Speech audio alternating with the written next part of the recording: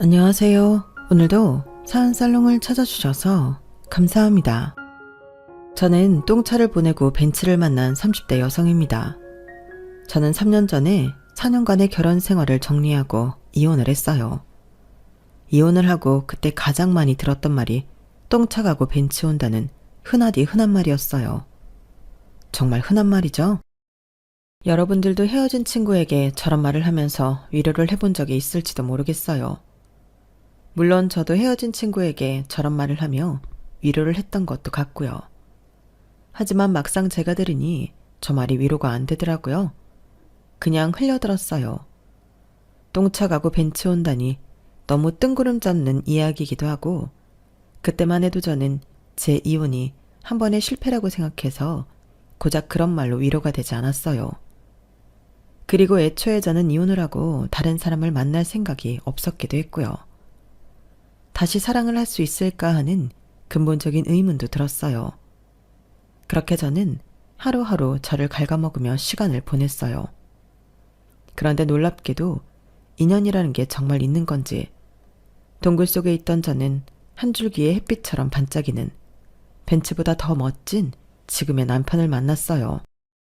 똥차 가고 벤츠 온다고 친구들이 저에게 걸었던 주문이 답을 하는 순간이었어요. 그리고 제 멋진 남편은 이혼 뒤에 훅폭풍처럼 닥친 저의 서름과 좌절을 기사님처럼 물리치고 새로운 시작을 할 수 있도록 도와줬어요. 그래서 이런 멋진 남편을 자랑하고 싶어 사연을 보내요. 저는 7년 전 같은 대학을 나온 화학과 동기로부터 남자 한 명을 소개받아요. 제 대학 동기가 공부를 참 잘해서 대기업 연구원으로 입사했거든요. 남자는 같은 연구소를 다니는 선배 연구원이었어요. 선배가 아무나 소개시켜 달라고 해서 나한테 부탁하는 거 아니야? 설마, 그럼 내가 너한테 부탁 안 하지. 그렇게 난감한 상황은 아니었어. 나랑 친한 선배고 잘 챙겨주고 믿음직한 선배야. 평판도 좋고. 어때? 해볼래? 너 안 그래도 나랑 결혼할 사람 부럽다며. 초봉인데 그 정도 받고 보너스도 많이 나오고 복지도 좋다고. 그건 그런데 아무리 그래도 헤어진 지 얼마나 됐다고 소개를 받아. 소개받을 사람한테나 전에 만난 사람한테나 예의가 아니지 않아? 맞아요.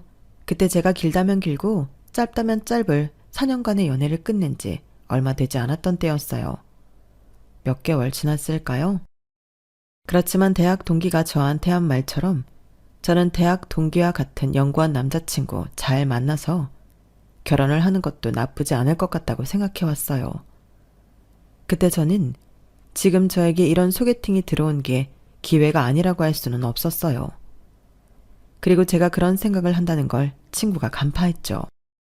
그리고 너 4년만 단 오징어 자식이랑 헤어진 이유도 결혼 때문이잖아. 그 자식은 틀려먹었어. 결혼 생각도 없는 자식이 무슨 연애를 4년씩이나 해? 더군다나 너는 결혼을 하고 싶어 하는데 그런 자식을 두고 뭐? 예의? 웃기지도 않아. 그런 거 하나하나 신경 쓰면 아무도 못 만난다? 그리고 이 선배는 그렇게 몰상식한 사람 아니야. 사실 이건 말하지 말라고 했는데 선배가 우연히 네 사진 보고 다리 좀 놔달라고 그런 거야. 아무나가 아니라 너 마음에 들어 한다고. 공부를 워낙 잘했던 애라 그런지 대학 동기는 저에게 오목조목 맞는 말만, 전국을 찌르는 말만 하더라고요. 사실 맞거든요. 4년이나 만난 남자친구는 사실 비혼주의자였고 그걸 4년 내내 속였어요. 제가 서로 결혼할 때가 되어서 언제쯤 할 생각이냐 물으니 뻔뻔하게 자기는 결혼 생각이 없다고, 앞으로도 없을 거라고 그랬죠. 그때의 배신감이란 이루어 말할 수도 없었어요. 그러니 제가 대학 동기에게 남자를 소개받지 못할 이유도 없는 것 같더라고요. 그럼 그 선배는 어떤 사람인데? 저는 결국 대학 동기에게 제가 소개받을 남자에 대해 물었어요. 그러자 신이 난 대학 동기가 이런저런 얘기를 해줬어요. 들어보기로 제가 소개받을 선배 연구원은 성실하고 재능이 있고 평판도 좋고 그래서 빠른 속도로 승진했으며 여자 보기를 돌같이 한대요. 그래서 대학 동기도 저를 소개시켜달라고 하는 선배를 보고 당황했다고 해요.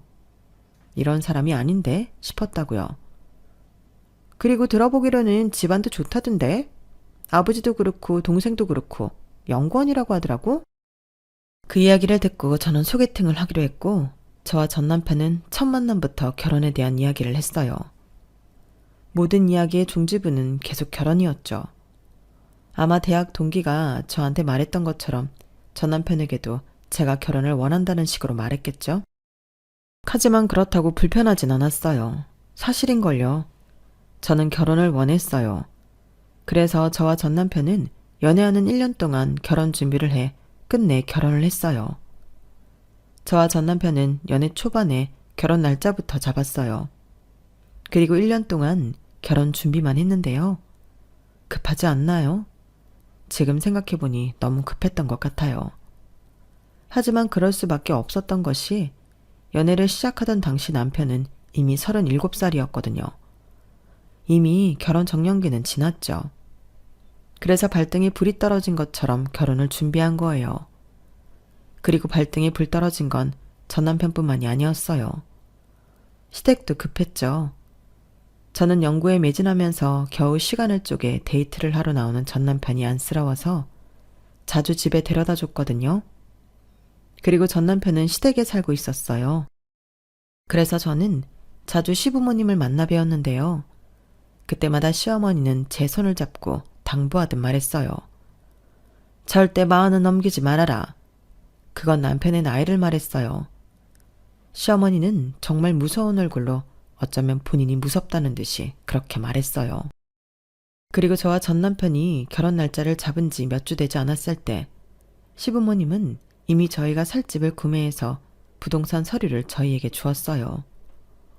어머니, 이게 뭐예요? 이제 겨우 결혼 날짜 잡았는데 그리고 집은 저희가 알아서 할 수 있어요. 알아서 할 수 있으면 해봐라. 하고 이 집을 세주든 그 집을 세주든 하면 되지. 집은 많으면 많을수록 좋은 거다. 네가 아직 어려서 그래. 그래, 네 엄마 말이 맞아. 어차피 해주려고 했던 거니까 받아라. 그리고 집 사려고 한 돈은 차곡차곡 모아. 모아서 다른 데 투자하든지. 그건 니들이 알아서 하고 우리는 해줄 수 있는 데까진 해줄 테니까. 집은 너무 작으면 그럴 것 같아서 40평짜리를 했다. 네? 40평이요? 어머님, 아버님, 아직 저희 아이도 없는데. 어차피 가질 거잖아. 집도 너무 자주 옮기면 안 좋다. 그리고 40평이라고 해봤자 애들 크면 또 넓은 평수로 이사해야 해. 세아가, 너는 우리 집이 몇 평으로 보이니? 네? 그건 잘... 그렇게 안 보여도 60평이다. 너희들 이렇게만 모여도 60평이 작은데 40평 정도는 되어야지. 그리고 결혼 날짜 앞당길 수 있으면 더 앞당겨라. 어떻게 너희는 날짜 3개 주니까 제일 늦은 날짜로 잡니? 어차피 할 거 후딱 해치우고 말아라. 그래서 저와 전 남편은 날짜를 앞당겨서 결혼을 했어요. 원래는 내년 겨울이었는데 초가을로 앞당겼죠. 그러니 결국 1년도 제 연애를 안 하고 결혼을 한 거네요. 결혼식은 급하게 준비한 만큼 어수선했어요. 주문 제작한 시어머니의 한복에 문제가 있었고 드레스 정리가 제대로 안 돼서 제가 넘어질 뻔했고 그래서 결혼식 내내 넘어지면 어쩌지 하면서 긴장했고요. 전 남편의 친구가 축가를 부르는데 마이크가 도중에 끊기기도 했고 부케를 잡아야 하는 친구가 자꾸 부케를 놓쳐서 곤란하기도 했어요. 그리고 그게 저와 전 남편의 결혼 생활을 암시하는 복선이었어요. 그렇게 속전속결로 진행된 저와 전 남편의 결혼을 만족하는 가족이 아무도 없었거든요. 일단 전 시부모님은 남해에 사시는 제 친정부모님을 상견례 때 처음 보셨어요. 저희 아버지는 멸치 잡는 배를 타시고 저희 어머니는 미역을 캐시는데요. 그래서 저희 부모님 얼굴은 햇볕에 붉게 타있고 손은 상처로 엉망이죠. 그런데 전 시부모님이 저희 부모님의 그런 행색을 보고 대놓고 놀라셨어요. 놀란 표정을 숨기지도 못하고 계속 말을 더듬었죠. 어머, 피부가 어디 다치신 건 아니죠? 네? 아, 햇볕에 그을려서 이렇습니다. 그러시군요. 무슨 일을 하시길래? 저희 애들 아빠는 멸치 잡고 저는 미역 캡니다. 그래서 여기 저희가 멸치랑 미역 좀 가져왔는데 남해의 멸치랑 미역이 유명한 거 아시죠? 다른 데에서 가져온 거랑 맛이 차원이 다를 겁니다. 오늘 집에 가셔서 미역국이라도 끓여 드세요. 아, 네. 손이 많이 거치시네요. 아무래도 뱃일을 하고 바닷일을 하다 보니 그렇습니다. 그래도 저희는 훈장이라고 생각하고 일합니다. 하하. 훈장이요? 아, 네, 아무리 그래도 여자가 손이 저래서 되겠어요? 그러고 보니 안사도는 손이 무척 고우십니다. 누가 보면 20대 손이라고 하겠어요. 아우, 저희랑 비교하셔서 뭐예요? 이래서 시골 사람들이 다들 그렇게 죽어라 자식들 공부시키는구나 싶네요. 시어머니는 자기 손을 만지작거리며 계속 한숨을 쉬었어요. 그리고 시아버지의 표정도 그리 좋아 보이진 않았어요. 그도 그럴 것이 대학 동기의 말, 전 남편 회사에서 들리는 소문처럼 시아버지는 명망 있는 연구원으로 정년퇴임했어요. 그리고 좀 쉬시다가 한 연구소의 요청으로 재임용이 되어 후배들과 연구를 하는 중이었죠. 그리고 시어머니는 주부로 평생을 살았지만 매일 파출부가 와서 살림을 다 해주고 있죠. 그러니 뱃일 바닷일을 하는 저희 친정이 마음에 차겠어요? 아니겠죠. 당시에 저는 안일하게 생각했어요. 시부모님이 저희 결혼하라고 40평짜리 집도 해주시고 어떻게 보면 오히려 결혼을 부추긴 건 시부모님이시니까요. 그래서 저희 친정이 어떻든 상관없어 하실 줄 알았어요. 그런데 대놓고 실망하시더라고요. 그리고 그 와중에 저희 친정 아버지는 제가 사남매 중 둘째인데 사남매 모두 대학을 보냈다며 자랑을 했어요. 저희가 험한 일을 하는 건 맞습니다. 손도 이렇고 얼굴도 이렇고 참 면목이 없습니다. 하지만 악착같이 노력해서 내 놈 다 대학 보냈습니다. 첫애는 변호사예요. 둘째는 아시다시피 직장 잘 다니고 있고 셋째는 미용사입니다. 오늘 애들 엄마 머리도 그 애가 해줬어요. 막내는 지금 대학생입니다. 오늘 자리를 못한 건 군복무를 하고 있어요. 저희 부부 과분하게 키우진 않았지만 그렇다고 부족함 없이 키우지도 않았습니다. 다들 뱃일 바닷일 무시하는데 대단하지 않습니까? 이놈들 다 대학 보내서 자기 밥벌이 하고 있다는 게 제 자랑거리입니다. 아, 네, 좋으시겠어요. 그렇다고 자기 애들한테 이놈 저놈은 좀 아니지 않습니까? 교양 없이. 그리고 저희 애들은 다 박사입니다. 저희 남편도 박사고요. 저도 그 시대에 대학까지 나왔어요. 저는 영문학 전공입니다. 아직도 영문서를 읽죠. 이걸 보고 하룻강아지 법무서인 줄 모른다고 하나요? 따님께 들으셨는지 모르겠지만 저희는 애들 앞으로 집까지 사뒀습니다. 더 무슨 말이 필요하나요? 서로 자기 자랑을 그만두고 결혼 이야기나 하시죠. 그리고 나서 저희들은 다른 말 없이 저와 전 남편의 결혼에 대해서만 이야기를 하고 식사도 채 다 하지 못하고 일어났어요. 이야기하는 내내 머쓱해하는 저희 아버지를 보니 저는 마음이 무너져 내리는 것 같았어요. 그리고 그 당시는 원망도 했어요. 자식들 대학 보낸 게 뭐 그리 자랑할 일이라고 사돈 앞에서 떵떵거리려고 했는지 아버지를 이해하지 못했죠. 물론 지금은 아버지의 마음도 아버지의 노력도 충분히 이해가 되어요. 그땐 제가 너무 알량했던 것 같아요. 하지만 그땐 그랬어요. 친정 이야기만 나오면 질색하시는 시부모님 앞에서 저는 아무 말도 하지 못했어요. 친정에 가는 것도 힘들었죠. 그래서 저는 결혼 생활 중 친정에 간 적이 한 손에 꼽아요. 그리고 상황을 그렇게 만든 건 제 전남편의 탓도 컸어요. 제 전남편도 자기 처가를 무시했어요. 사실 시부모님은 제 친정에 가지 않아도 되지만 전남편은 자기 처가니까 가야 하잖아요. 그런데 시부모님이 가지 말라고 했다고 정말 안 가기도 했고 가더라도 자꾸 저한테 시비를 걸었어요. 가기 싫다고 노래를 불렀죠. 뭐가 그렇게 싫은데? 대체 이유가 뭐야? 당신도 우리 부모님이 뱃일하고 바닷일해서 싫다는 거야? 하나씩 말해줘. 일단 나는 너희 집 식구가 너무 많아서 싫어. 도대체 몇 명이야? 장인어른, 장모님, 큰형님 애들까지 합쳐서 10명이나 된다고. 그 사람들이 한마디씩만 한다고 해봐. 벌써 10마디야. 그리고 너희 식구가 한마디만 해? 한 명이 10마디씩 하는데 그럼 내 머리가 안 아프고 배겨? 그리고 너희 조카들은 왜 그렇게 난해?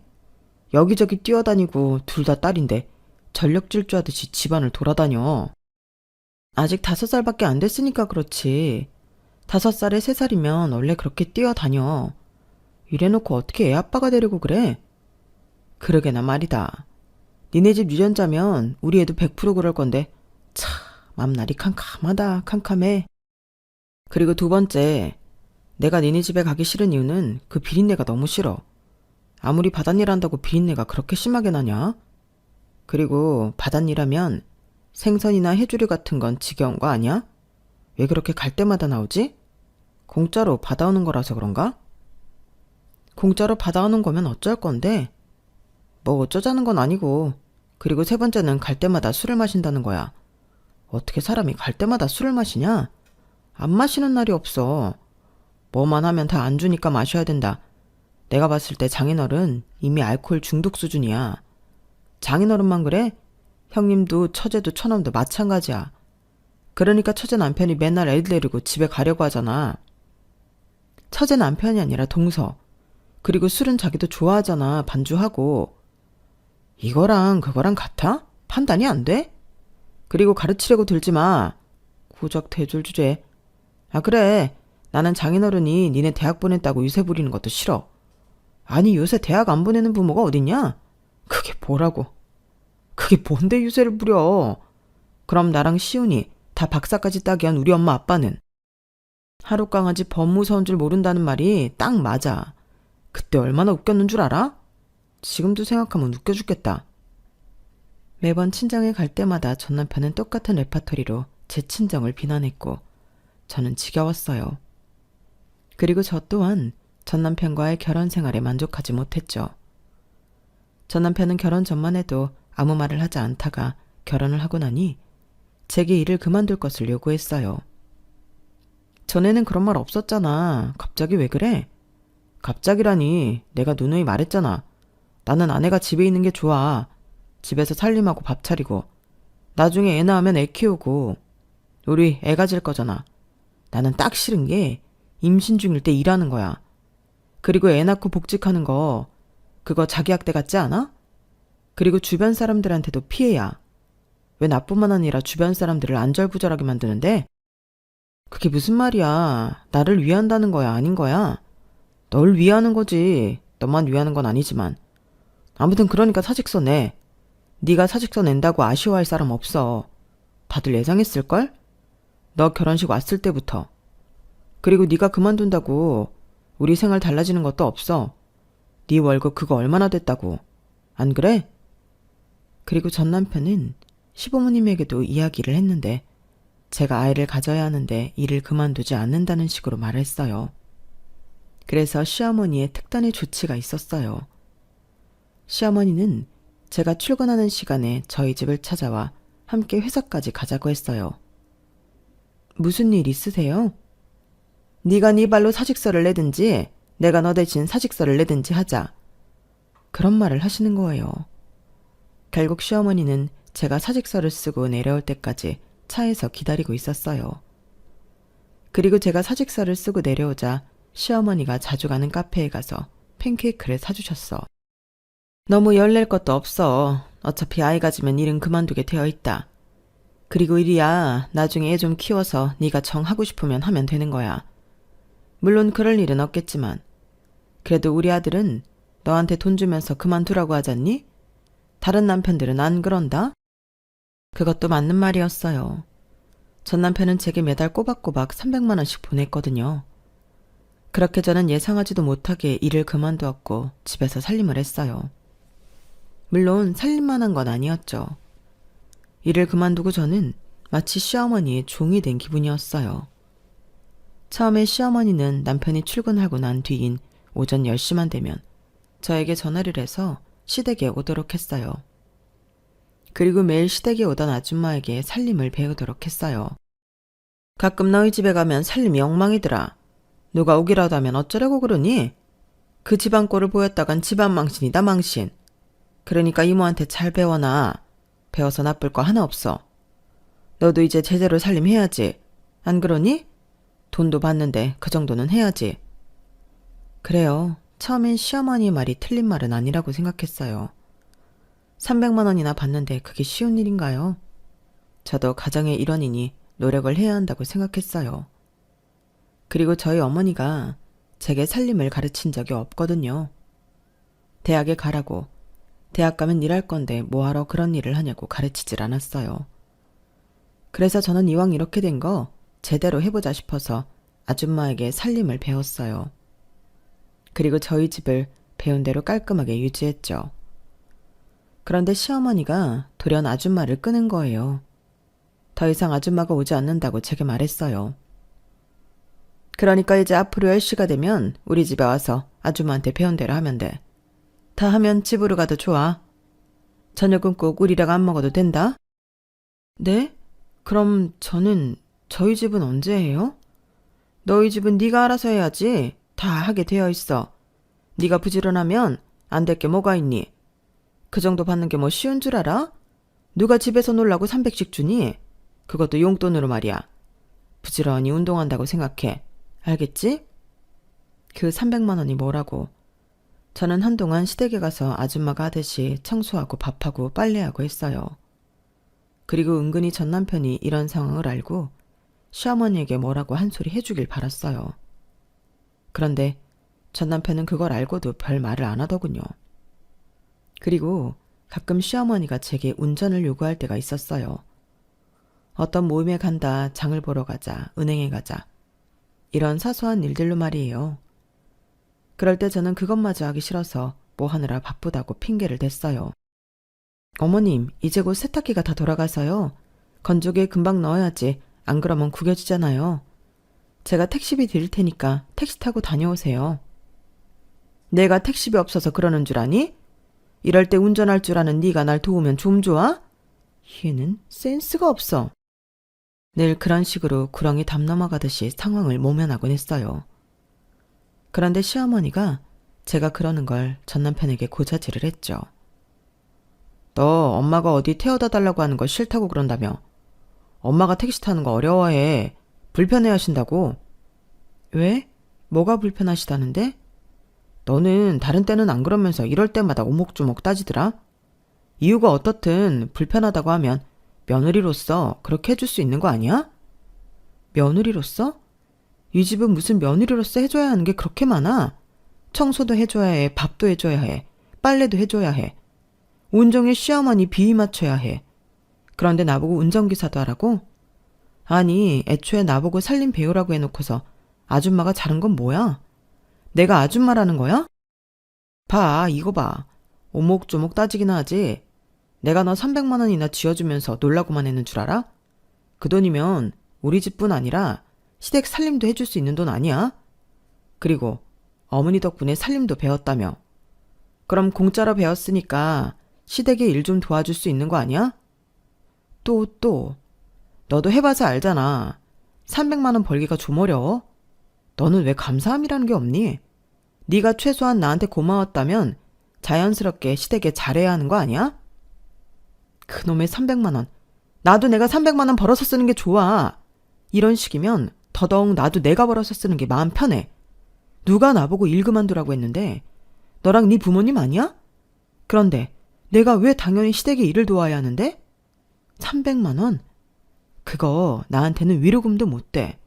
내가 어떻게 해서 그 직장을 구했는데, 우리 어머니가 어떻게 해서 나를 대학 보냈는데, 내가 고작 이런 일을 하려고 대학 가서 직장 구한 게 아니라고.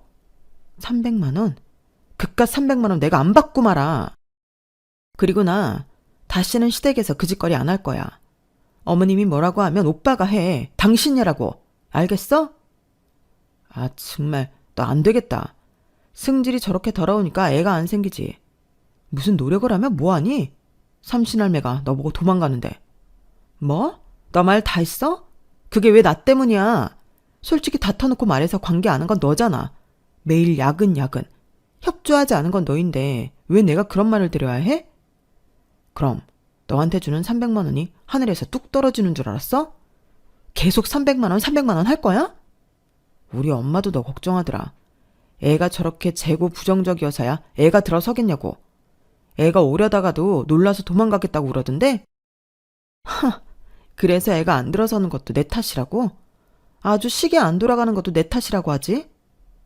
저와 전 남편은 그 일로 한동안 서로에게 말도 안 붙였어요. 저는 깊은 상처를 받았어요. 특히나 다른 어떤 문제들보다도 아이 문제는 절 정말 가슴 아프게 했어요. 가뜩이나 결혼 생활 4년 동안 아이가 안 생기는 게 마음에 걸렸는데 그게 저 때문이라고 시댁 식구들이 생각한다니까 상처에 소금 뿌리는 것 같았어요. 전 남편과 대화를 하지 않는 동안 남편의 발은 족쇄처럼 저를 따라다녔어요. 정말 괴로웠어요. 옆에서 자는 남편을 보며 한숨을 쉬고 소파로 가기를 며칠 동안 반복했죠. 도저히 같은 공간에서 잘 수가 없겠더라고요. 그리고 일주일이나 지났을까요? 대학교를 졸업한 제 남동생이 남해의 레스토랑을 열게 되어요. 남해의 특산물을 중심으로 한 레스토랑이에요. 오픈한 지 일주일밖에 안 됐는데 사람이 붐빈다고 하더라고요. 그리고 그 소식을 제 아버지가 전 남편에게 전한 모양이에요. 그날 저에게 남해에 내려가 보자고 하더라고요. 저는 웬일로 처가댁 일을 챙기는 전 남편이 기특하기도 하고 고맙기도 했어요. 그리고 저와의 분쟁을 끝내고 싶다는 신호를 준 것 같기도 해서 기쁜 마음으로 차에 올랐어요. 그날은 또 자기가 운전석에 앉더라고요. 내심 기분이 좋았어요. 하지만 사건은 그날 발생했죠. 전 남편과 함께 남해에 고향에 내려간 것까진 좋았어요. 그런데 도착하자마자 전 남편은 오랜 운전으로 허리가 아픈지 궁시렁거리기 시작하더니 제 기분을 망쳐놓았어요. 아우, 너무 멀어. 내가 올해 결혼한다는 후배한테 무슨 말을 제일 많이 했는 줄 알아? 처가댁 가깝냐고. 어차피 가야 하니까 너무 가까운 건 별로고 너무 멀면 안 된다고. 난 남해라고 그랬지. 저 땅끝이라고. 그러니 웃고 난리도 아니야. 대체 그런 이야기를 저한테 왜 하는 건지 저는 전 남편의 생각을 도무지 알 수 없었어요. 그리고 아직 브레이크 타임이었는데요. 제가 시간을 기다리자고 하자 남편은 어차피 가족인데 무슨 상관이냐며 가게로 들어갔어요. 그리고 쉬고 있는 남동생에게 천연덕스럽게 보고 싶어서 밟으니까 너무 일찍 도착했네? 지금 식사 되지? 라고 하는 거예요. 매형이 그러는데 처남이 무슨 말을 하겠어요? 남동생이 저희에게 자리를 안내했어요. 그런데 전 남편은 자리에 앉지도 않고 가게 내부를 이리저리 둘러봤어요. 그러면서 뭘 잘 알지도 못하면서 너무 저렴한 자재를 썼네. 층고가 너무 높아서 시끄럽겠다. 메뉴 구성이 별로네. 이런 말을 하기 시작했어요. 그러더니 주방으로 들어가는 게 아니겠어요?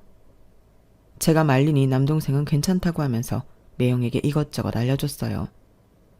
그런데 전 남편은 관심도 없으면서 혼수를 두기 바빴죠. 식기세척기를 설치해야 한다느니 재료는 이렇게 썰어두면 안 된다느니 어디서 봤는데 그렇다더라. 이런 쓸데없는 이야기를 하는 거예요. 그리고 전 남편은 하지 말아야 할 말들을 했어요. 그런데 좀 그렇다.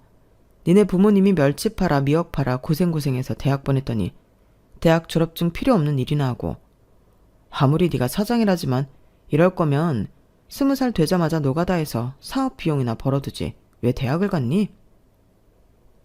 대학교 다니면서 준비 많이 했어요. 아르바이트해서 돈 모으고 레시피 연구하고요. 저 아무것도 안 한 거 아니에요. 그리고 대학교 생활은 경험이잖아요. 저 충분히 많이 공부하고 졸업했어요. 너무 아쉬운 마음에 그런 말 하는 거죠, 매형? 그럴 필요 없어요. 뭐가 그럴 필요 없어. 내가 네 누나한테 다 들었는데 너 부모님한테 2천만 원 빌렸다며? 너는 참 너무한다. 너 대학교 다닐 때 너희 형 누나 다닐 때보다 등록금도 비쌌는데 게다가 너는 자취도 하고 아르바이트해도 용돈 받았잖아. 내가 그런 거 모를 것 같아? 참. 멸치 잡아 미역해서 돈 버는 너희 부모님한테 미안하지도 않니? 그거 3년 안에 갚을 수 있어? 누나, 왜 그런 얘기를 해? 사실 그 얘기는 제가 전 남편에게 말한 이야기였고 저희 오빠도 제 여동생도 모르는 저희 부모님과 남동생 사이의 거래였어요. 저는 어떻게 알게 되었냐고요? 저희 부모님이 저에게도 돈을 빌릴 수 있나 싶어서 저에게만 물어보셨거든요. 그래서 제가 알게 되었고 그때 저는 여윳돈이 없어서 빌려주지 못했어요. 그게 마음에 걸려서 도금 투자하자고 전 남편에게 말한 게 화근이 된 거죠. 동생이 저를 노려보고 화를 냈어요. 자존심이 강한 남동생인데 전 남편의 말에 자존심이 팍 상한 모양이었죠. 그런데 전 남편이 주머니에서 봉투를 꺼내 흔들면서 남동생을 더 약올렸어요. 이 돈 필요할 텐데 얼굴 풀지 그래. 남동생이 주먹을 불끈 쥐고 화를 참는데 제가 오히려 화가 나서 전 남편을 밀치고 소리를 질렀어요. 너 그만 못해? 지금 어린애같이 뭐하는 짓이야? 이럴 거면 여기에 왜 왔어? 너 나 놀리려고 그러니? 아주 화병 나서 죽었으면 싶어서 그래? 뭐가? 너 이렇게 아랫사람 앞에서 남편을 밀치고 넘어뜨려도 돼? 남편 위신을 살려줘야지 뭐 하는 거야? 남편 위신? 너는 내 위신 살려준 적 있고? 이렇게 내 가족을 무시하는데 내가 가만히 있어야 해? 내가 뭘 위해서 그래야 하는데 이 버러지 같은 놈아. 뭐? 버러지 같은 놈? 너 말 다 했어? 그래, 이 버러지 같은 자식아. 나는 또 나랑 화해하려고 이렇게 내려온 줄 알았다. 내가 미쳤어. 네가 그럴 리가 없는데. 그렇지? 당장 내 동생 가게에서 나가. 그리고 내 앞에 다시는 나타나지 마. 하, 네가 뭐 나랑 이혼이라도 하겠다고? 그래, 해. 한다고. 이혼할 거야. 서류 정리해서 이 집으로 보내. 내 짐도 보내고 다 보내. 징그러워서 정말. 아주 거지꼴로 살고 싶은가 보다. 거지꼴로 사는 게 지금보다 나아. 그렇게 저와 전 남편은 그 즉시 별거를 했어요. 일주일 후 남편이 친정으로 짐과 서류를 보내더군요. 저는 서류를 작성해서 다시 남편에게 보냈고 4년의 결혼 생활을 마무리했어요. 그리고 전 남해에 잠시 쉬다가 재취업을 하기 위해 다시 올라갔어요. 친구의 집에서 지냈어요. 그러면서 여러 군데 이력서를 넣었죠. 하지만 전 남편의 저주처럼 번번이 떨어졌어요. 그러다 제 친구 집 1층에 있는 카페에서 이력서를 수정하고 자기소개서를 쓰다가 눈물을 흘렸어요. 저도 모르게 눈물이 나더군요. 그때가 오전 10시. 빌라촌 카페엔 사람이 아무도 없었고 제 우는 소리가 크게 들렸죠. 그런데 음악 소리가 미세하게 점점 커지더라고요. 저는 그제서 소리내서 엉엉 울었어요. 그렇게 한 20분, 30분을 울었을까요? 옆에서 손수건을 내밀더라고요. 카페의 사장이었어요. 손수건은 어린이용 손수건이었고요. 저는 꾸벅 인사를 하고 눈물을 닦았는데 화장품이 묻어 나오더라고요. 아, 제가 세탁해서 드릴게요. 괜찮습니다. 다 오셨어요? 노래 틀어주셔서 감사해요. 그리고 한참을 카페 사장은 제 앞에 있었어요. 제가 의문스러운 표정으로 쳐다보자 옆에 털썩 앉아요. 날이 너무 좋죠? 투명하고 울기 딱 좋은 날이에요. 저도 울고 싶은데 평생 울 거 다 울어서 이제 눈물이 안 나요. 별로 궁금하진 않았는데 저는 눈물을 삼킬 겸 듣고 있었어요. 카페 사장은 자신의 인생사를 이야기하더군요. 왜 우시는 건지 잘 모르겠지만 제가 울었던 이유는 사랑 때문이에요.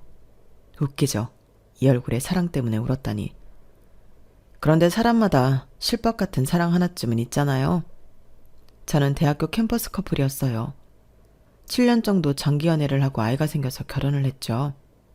그런데 아이가 돌도 지나지 않아서 와이프가 직장 상사랑 바람이 났어요. 놀랍죠? 7년 동안 그런 일이 없었는데. 결혼한 지 1년도 되지 않아 그런 일이 생겼어요. 그런데 이미 깨진 신뢰는 회복할 수 없더라고요. 그건 이미 망한 관계니까요. 그래서 미련 없이 이혼했어요. 그런데 웃긴 게 이혼을 하고 반년 뒤에 전 와이프가 저를 찾아왔어요. 다시 합치자고요. 눈물이 점점 말라가더라고요. 그리고 저는 이내 카페 사장의 말에 집중해 반응을 보였어요. 왜요? 바람 피워놓고서 왜? 그러게요. 친구에게 들어보니까 그 상사가 유부남이래요. 그쪽도 정리를 안 하니 불안했겠죠? 어머, 어떻게 그런 일이 있어요? 사실 저만 있으면 별로 문제가 안 되는데 아이가 있어서 결국엔 접근 금지 내리고 살고 있어요. 언제 찾아올지 모른다는 불안감 늘 있고요. 하루 종일 할 수 있으면 아이를 끼고 살아요. 저기 보이죠? 카페 사장이 손가락으로 가리킨 곳에는 작은 방이 있었어요. 저 방이 우리 유미 방이에요. 우리 유미는 5살, 사과를 닮은 아이랍니다. 저는 손수건으로 얼굴을 가리고 웃었어요. 그리고 답장하듯 저도 제 이야기를 했어요. 제 이야기를 듣더니 카페 사장은 몹시 화를 내며 시대착오적인 시댁이라는 표현을 썼어요. 요새도 그런 사람들이 있냐고요. 이제 슬슬 돈도 떨어지고 다시 내려가야 할 것 같아요. 제가 이렇게 말하자 카페 사장은 여기서 일을 하라고 했어요. 아르바이트생으로 써주겠다고요. 저는 마다할 이유가 없었어요. 친구의 집이 있는 건물 1층이라 오고 가기 용이하다는 게 특히나 좋았죠. 그래서 저는 카페에서 일을 하기 시작했고 사장과 연애를 하게 되었어요. 쉬운 결정은 아니었어요. 사연 있는 애딸린 돌싱남과의 연애였으니까요. 물론 사람이 좋다는 건 겪어보니 확신이 섰어요. 정말 좋은 사람이었어요. 다정하고 성실하고 섬세하고 뭐 하나 흉볼 게 없는 사람이었죠. 그리고 그건 친구도 인정했어요. 그래, 좋은 사람인 건 나도 알아. 너보다도 먼저 그 카페에 다니고 오고 가며 봤으니까. 하지만 애 아빠야. 갓난쟁이도 아니고 5살 딸을 가진 아빠라고. 너 감당할 수 있겠어? 아니, 니네 부모님 설득할 순 있겠어? 지금 당장 결혼하겠다는 것도 아니고 연애하겠다는 건데 부모님 이야기까지 나와야 해? 너무 앞서 나가지 마. 너 안일하게 생각하지 마. 이건 단순한 연애가 아니야. 아이가 있기 때문에 그럴 수가 없어. 마음 단단히 먹고 결정할 일이야. 저도 모르지 않았지만 친구가 그렇게 말하니 다시 한번 이 관계를 곱씹게 되더라고요. 그리고 친구의 예상과 다르게 저는 이 연애를 어쩌면 결혼을 이끌고 가야겠다는 결론을 내렸어요. 왜냐하면 이상하게 사장의 딸 유미가 마음에 걸리더라고요. 제가 카페에서 일을 하면서 유미와 부쩍 친해졌거든요. 사장이 시키진 않았어요. 제가 하고 싶어서 유미의 끼니나 간식을 챙겨주고 숙제를 봐주고 그랬어요. 손님이 없을 땐 골목에서 뛰어놀기도 하고요. 그러다 유미와 약속을 하고 일을 하지 않을 때나 카페가 쉴 때 놀이터에서 만나거나 키즈카페에 데려가기도 했어요. 둘이서요. 유미가 저를 이모라고 부르지 않으면 모두 제 딸이냐고 했어요. 그래서 은근히 유미가 저를 부르지 않는다는 것도 알았고요. 평소에는 이모 하면서 저를 자주 부르던 애가 말이에요. 그런 모습을 보면 좀 짠하고 그랬죠. 하지만 불쌍하진 않았어요. 유미가 불쌍하다기보다는 왠지 모르게 그럴수록 제가 더 해주고 싶다는 생각이 들었던 것 같아요. 무슨 기분이었는지 설명이 잘 안 되네요. 그리고 저는 그 가족의 분위기가 부러웠어요. 사장과 유미는 제일 꼭대기층에 살아요. 그리고 옆집이 사장의 부모님 댁이죠.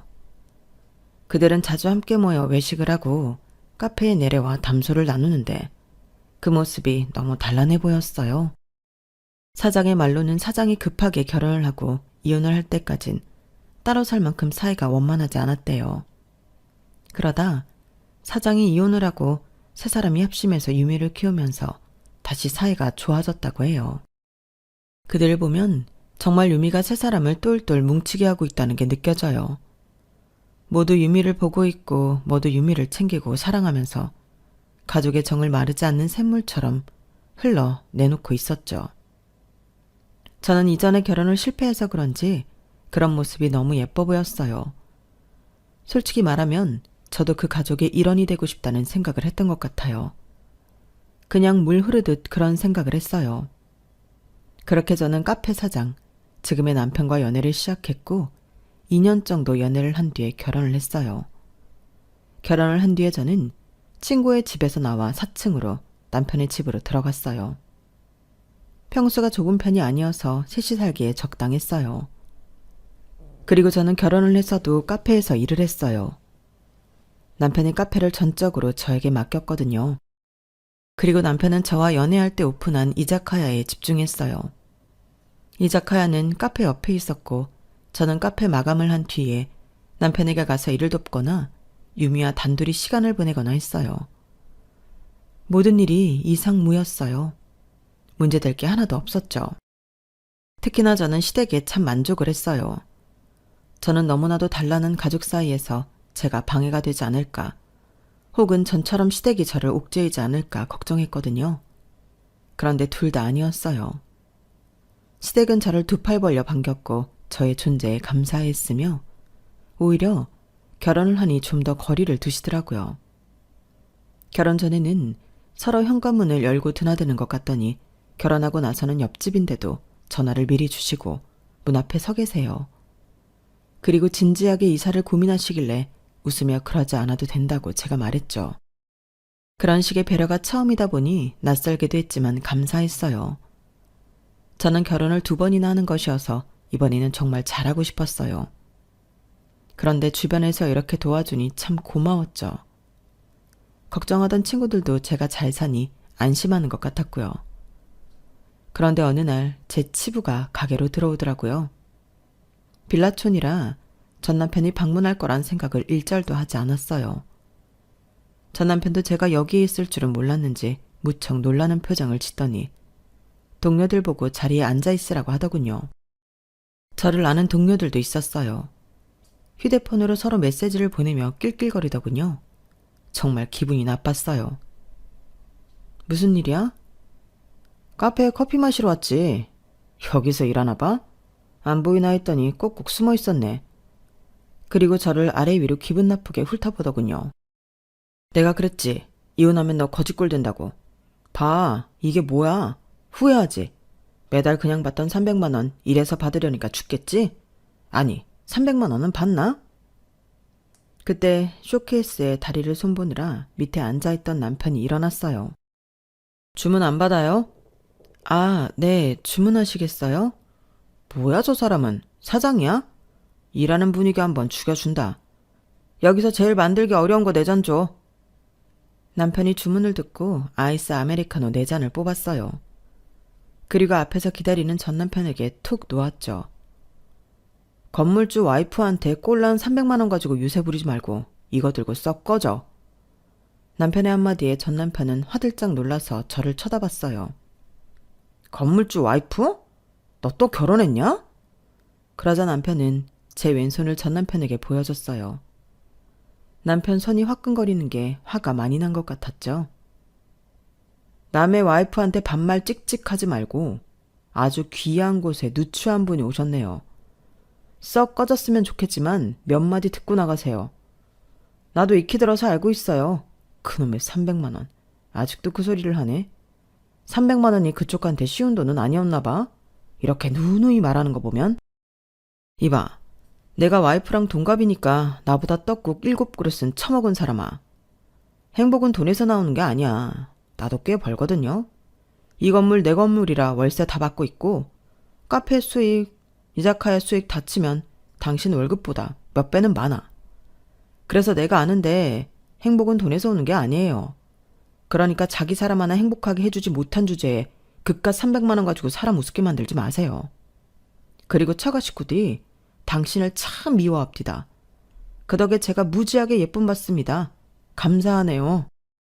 그리고 남자가 쫌생이같이 왜 일을 그만두게 합니까? 부부여도 자기 인생이 있는 겁니다.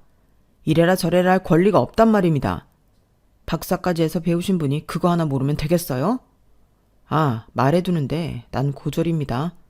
고졸한테 이런 소리 들어서 분이 상하겠어요? 다시 볼 사이가 아니라서 더 하고 싶은 말이 많지만 임산부 앞에서 나쁜 이야기해서 좋을 거 없잖아요? 임산부? 나 임신했어? 남의 와이프한테 너너 하지 말고요. 썩 꺼지세요. 태교에 안 좋습니다. 자기 정자 늙은 건 생각도 안 하고. 전 남편은 눈빛이 흔들리더니 주랭랑을 쳤어요. 그리고 남편은 제게 캐모마일을 한 잔 타주면서 안정을 취하게 했죠. 남편이 말한 건 다 사실이에요. 알고 보니 이 건물은 남편 건물이었고 남편은 전 남편보다 많이 벌면서 저를 윤택하게 만들어줬어요. 그리고 저는 결혼한 지 얼마 되지 않아 자연 임신을 해 이제 16주에 접어들었어요. 행운에 행운이 따르는 일의 연속이었죠. 저는 따뜻한 차를 마시며 주랭랑을 치던 전 남편을 떠올렸어요. 우습더라고요. 속이 다 시원하고요. 어떻게 그런 말을 할 생각을 했어? 자기한테 그렇게 대하는데 화가 안 나고 배겨?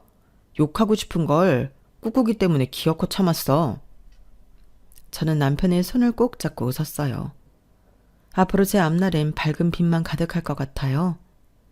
제 사연은 여기서 끝입니다. 여러분들에게 지금 똥차가 길을 들이막고 있다면 길을 터주세요. 가게 두세요.